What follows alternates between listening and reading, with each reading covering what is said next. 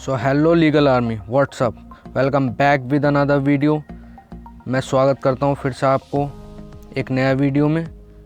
आपने पिछली वीडियोस को बहुत ही ज़्यादा प्यार दिया है, उसके लिए मैं आपका शुक्रगुजार हूं। आज का जो टॉपिक है वो बहुत ही ज़्यादा शानदार होने वाला है, क्योंकि आज इस वीडियो में आपके मैं डाउट सारे क्लियर कर दूंगा बुक्स को लेके कि कौन सी बुक कौन से लॉ के एग्ज़ाम्स में आती हैं या कौन सी बुक ज़्यादा प्रीफरेबल है, most preferable law book for crackings judiciary. अगर आप जज बनना चाहते हैं तो कौन सी बुक्स ज़्यादा अच्छी रहेंगी, मैं इसके अंदर वो भी बताऊंगा। आपके APO एग्ज़ाम के अंदर कौन सी बुक ज़्यादा सही रहती है वो बताऊंगा। AIB सबसे ज़्यादा मेनली AIB के लिए मैं बताऊंगा बार एग्ज़ामिनेशन के बारे में, जिससे आप वकील बन जाते हैं और अदर लीगल जॉब्स के लिए। तो चलते हैं वीडियो की तरफ। L for law, legum, Baccalaureus. Learn about law.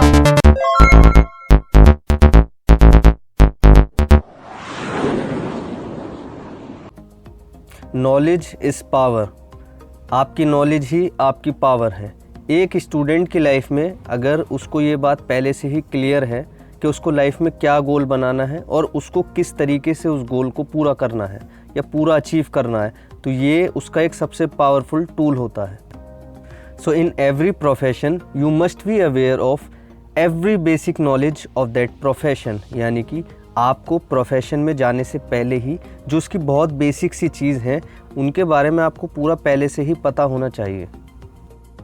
From the very beginning you must have a crystal clear direction in that profession. तो पूरे इस पेज के अंदर जो मैंने बार बार कहा कि आपको स्टार्टिंग से ही एक स्टूडेंट को पता होना चाहिए कि उसको अपने प्रोफेशन में किस डायरेक्शन में जाना है।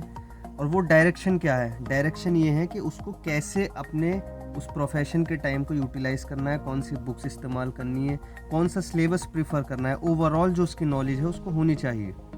So you must know the two very basic things in your profession.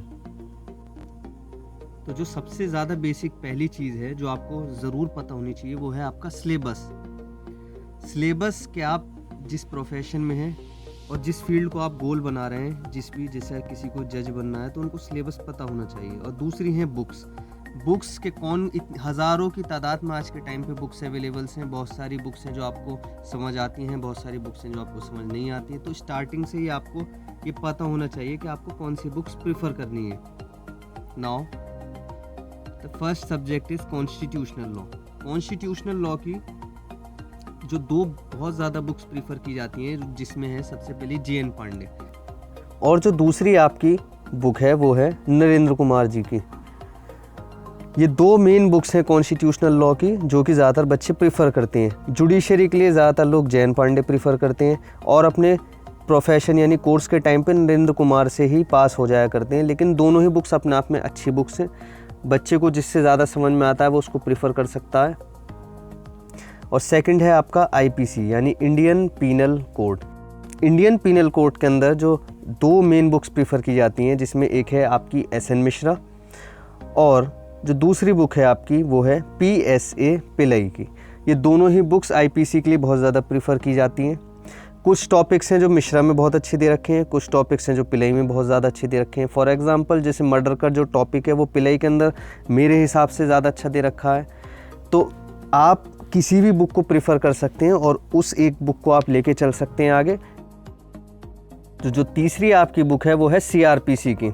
CRPC एक प्रोसीजरल लॉ है और ये लॉ फील्ड का एक बहुत ही इम्पॉर्टेंट सब्जेक्ट होता है। इसमें ज़्यादातर लोग एक RV केलकर साहब की बुक आती है उसको प्रीफर करते हैं, और दूसरी जो बुक है इसके अंदर वो है रतन लाल एंड धीरज लाल की। ये दो बुक्स प्रीफर करते हैं। इस टॉपिक का जो है जुडिशरी के अंदर अलग से एक एग्ज़ाम होता है, ये आपको बहुत अच्छे से आनी चाहिए। आप कोई सी भी एक बुक प्रीफर करें और साथ में इसको बैरेक्ट के साथ पढ़ें, आपके टॉपिक्स तकरीबन क्लियर हो जाएंगे। और चौथा अब आपकी आती है एविडेंस लॉ। एविडेंस भी जो है प्रोसीजरल का पार्ट है, जिसमें ज़्यादातर लोग दो बुक्स प्रीफर करते हैं, जिसमें एक है बटुकलाल, मेरे हिसाब से बहुत अच्छी बुक है बटुकलाल, और दूसरी जो बुक है अवतार सिंह साहब की भी इस्तेमाल करते हैं लोग बाग। आप दोनों में से कोई भी एक बुक प्रेफर कर सकते हैं। बेयर एक्ट के साथ आप इसको लेके चलें और एक बुक बहुत सफिशिएंट है आपके कंसेप्ट को क्लियर करने के लिए और बहुत इनफ है। आप अपने हिसाब से, अपनी कन्वीनियंस के हिसाब से कोई सी बुक प्रेफर कर सकते हैं।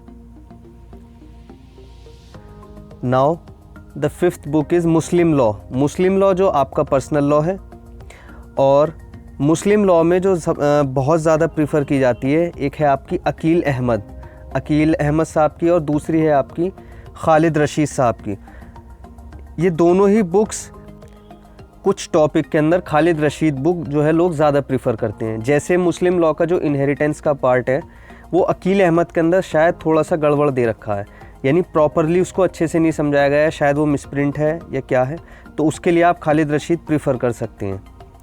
नाउ हिंदू लॉ, सेम वही बेसिक पर्सनल लॉ है आपका ये, और हिंदू लॉ भी बहुत इंपॉर्टेंट टॉपिक है आपका, जिसके लिए आप प्रेफर कर सकते हैं डॉक्टर पारस दीवान साहब की बुक, और जो आप दूसरी बुक प्रेफर कर सकते हैं वो है आपकी R.K. अग्रवाल साहब की बुक। दोनों ही बुक्स अच्छी बुक्स हैं, आप किसी भी एक बुक को लेके चल सकते हैं, और आप बेयर एक्ट लिए इसका हिंदू लॉ का, और साथ में किसी भी एक बुक को पढ़िए और आपके कंसेप्ट नॉर्मली क्लियर हो जाएंगे सारे। आप कोई भी बुक प्रेफर कर सकते हैं हिंदू लॉ के लिए। नाउ जो आपकी 7th बुक है वो है आपका TPA, transfer of property act. ये आपका बहुत इंपॉर्टेंट टॉपिक है, जिसके लिए जो लोग ज़्यादातर बुक प्रेफर करते हैं वो डॉक्टर R.K. सिन्हा साहब की एक बुक है, और जो दूसरी ज़्यादातर लोग प्रेफर करते हैं वो डॉक्टर अवतार सिंह साहब की बुक है। So now the 8th main subject is contract, law of contract. ये आपका बहुत इंपॉर्टेंट सब्जेक्ट है, जुडिशरी के अंदर भी इसका अच्छा खासा पोर्शन आता है। आप इसके लिए बुक प्रेफर कर सकते हैं डॉक्टर अशोक के जैन साहब की, या आप दूसरी बुक प्रेफर कर सकते हैं इसमें अवतार सिंह साहब की।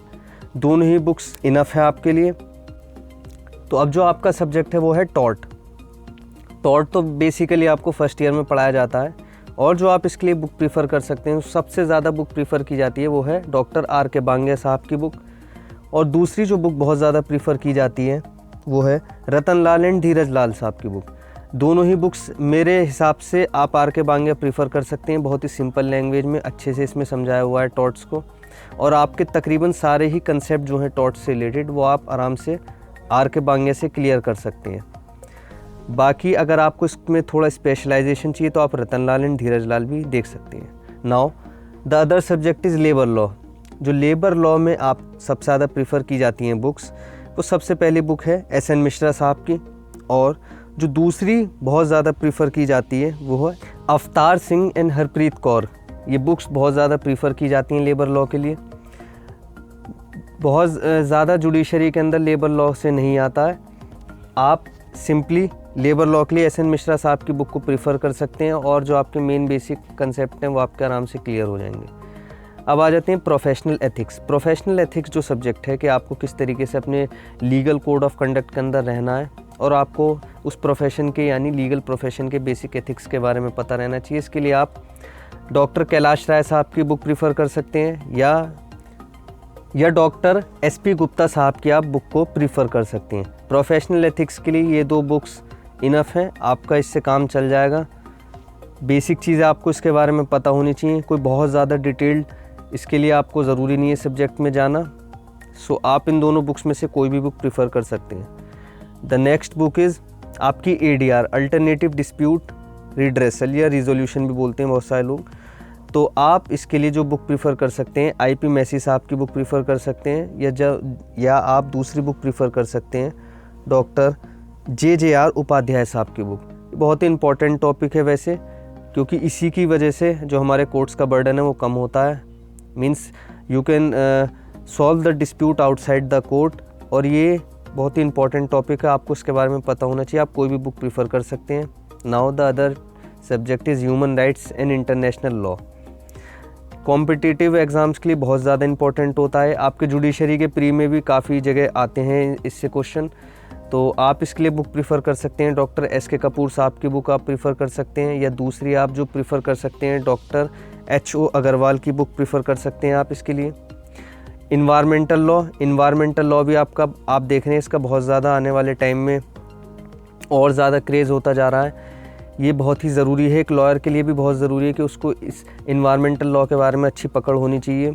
आप बुक्स प्रेफर कर सकते हैं इसमें गुरदीप सिंह की, ये दूसरी है इसके अंदर आपकी, दूसरी धर्मेंद्र एस सेंगर। अब आपका जो बहुत इंपॉर्टेंट सब्जेक्ट है वो आपका जूरिस्प्रूडेंस।